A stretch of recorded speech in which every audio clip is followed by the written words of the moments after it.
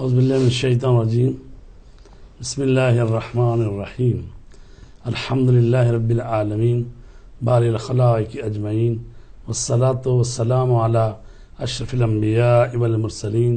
سیدنا و نبینا و مولانا ابو القاسم محمد اللہم صلی علی محمد۔ محترم ناظرین و سامعین، آپ کی خدمت میں سلام عرض کرتے ہیں۔ وعلیکم السلام۔ مجلس علماء شیعہ یورپ اور اس کے 5 زون ہیں،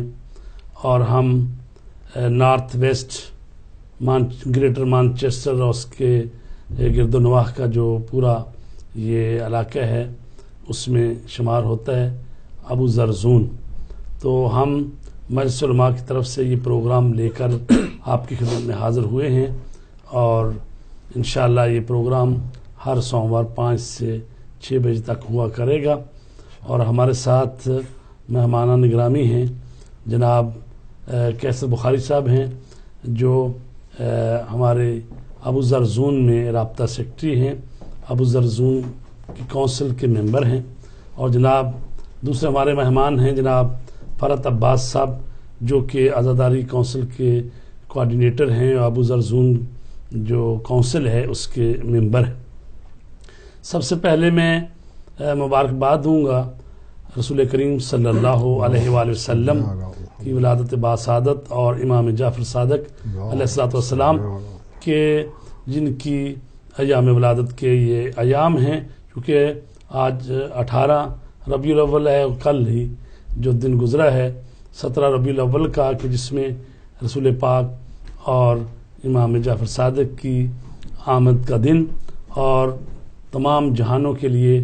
خوشیوں اور مسرتوں اور رحمتوں کا دن، اور اس کو الحمدللہ بڑے ہی اچھے طریقے سے سیلیبریٹ کیا گیا ہے۔ رسول کریم کی ذات اقدس کے متعلق چند جملات پیش کر کے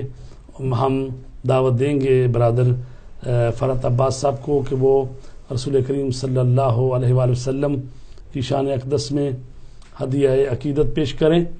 تو رسول کریم وہ ہستی ہیں کہ جن کے متعلق ارشاد رب العزت ہے، هو الذی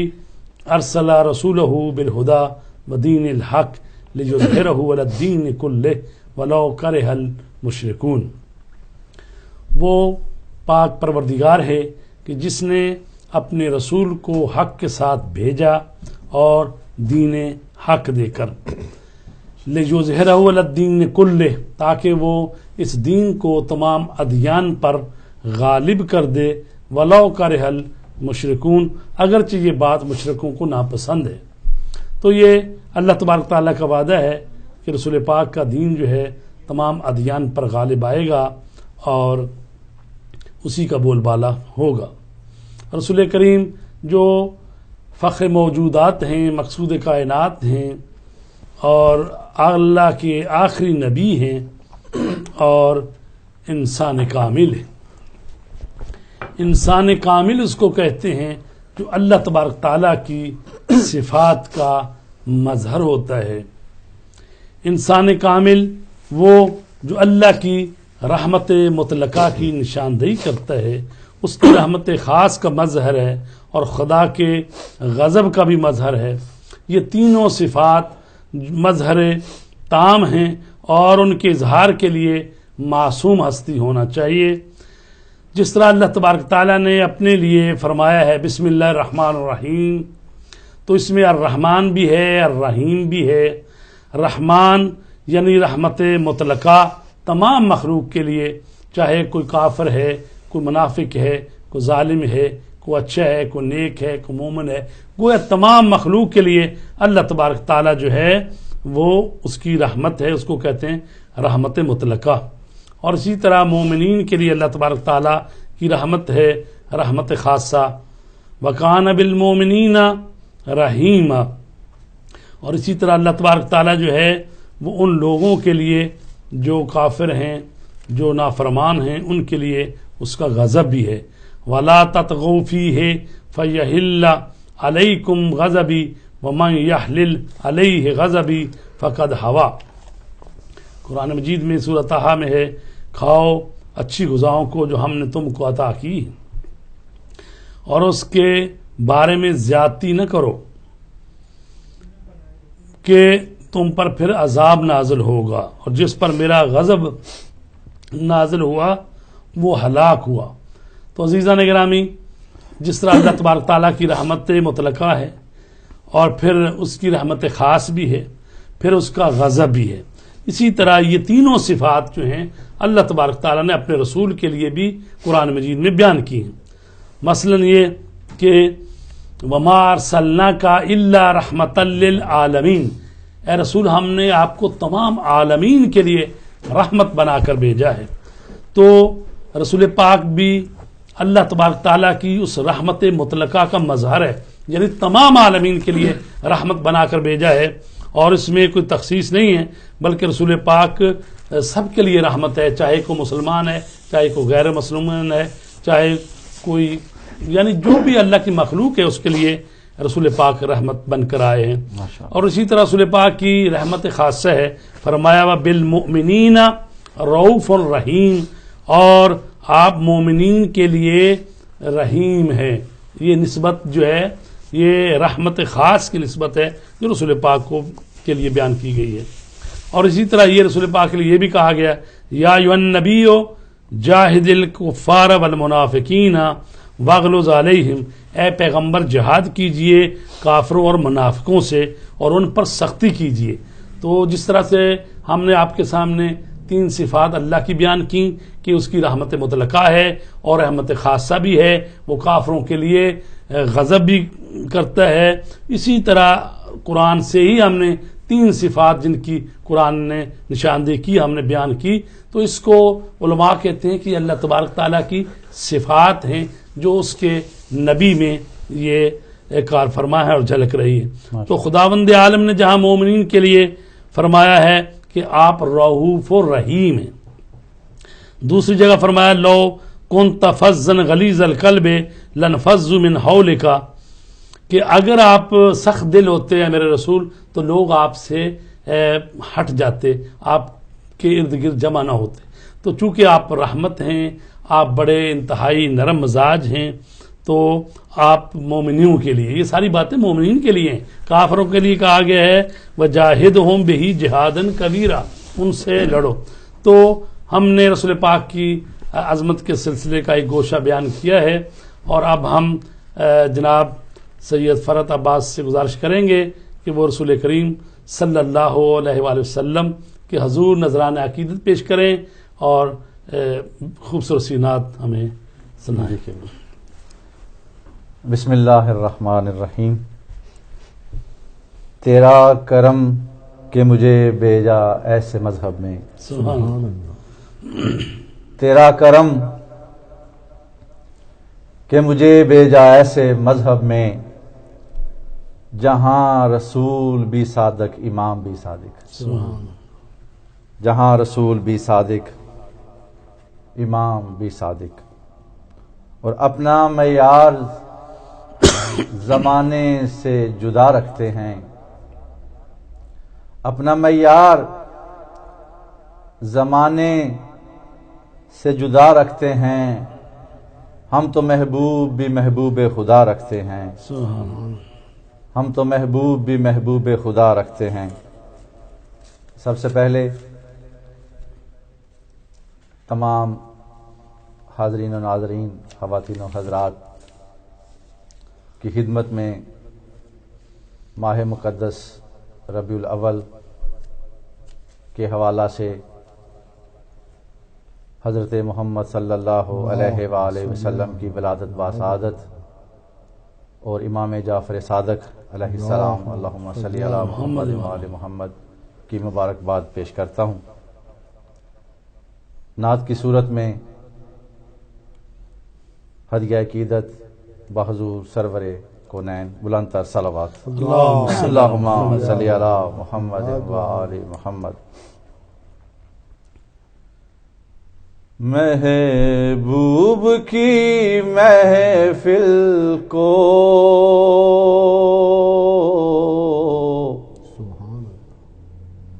محبوب سجاتے ہیں محبوب کی محفل کو،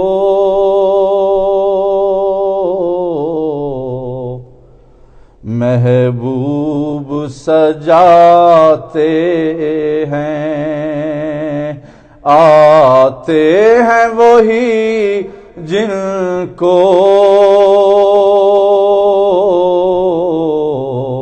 سرکار بلاتے ہیں، آتے ہیں وہی جن کو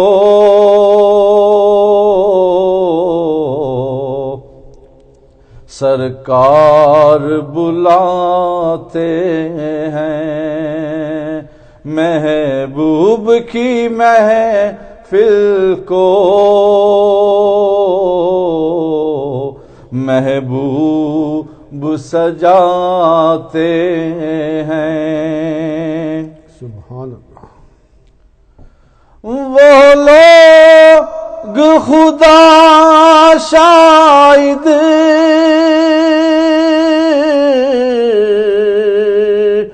قسمت کے سکندر ہیں، وہ لوگ خدا شاید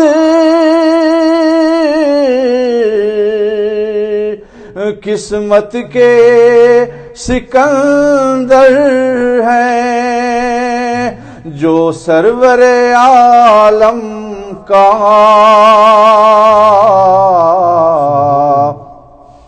میلاد مناتے ہیں، جو سرور عالم کا میلاد مناتے ہیں، محبوب کی محفل کو محبوب سجاتے ہیں، اور اس آس پہ جیتا ہوں، کہہ دے یہ کوئی آ کر، اس آس پہ جیتا ہوں، کہہ دے یہ کوئی آ کر، چل تجھ کو مدینے میں سرکار بلاتے ہیں، چل تجھ کو مدینے میں سرکار بلاتے ہیں، محبوب کی محفل کو محبوب سجاتے ہیں، اور پنج تن کے